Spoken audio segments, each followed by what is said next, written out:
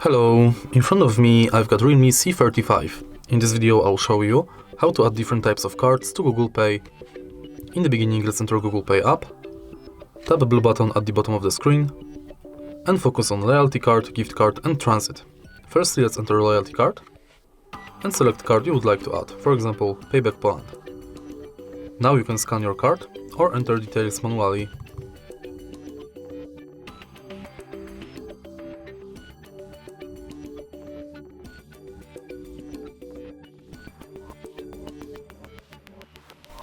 This time let's enter gift card, and similarly to loyalty card, select shop, enter card number, PIN, balance, your notes and tap save.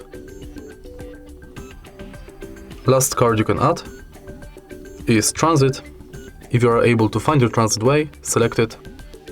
You'll be redirected to a website where you have to finish the inside form. All of your cards will appear right here.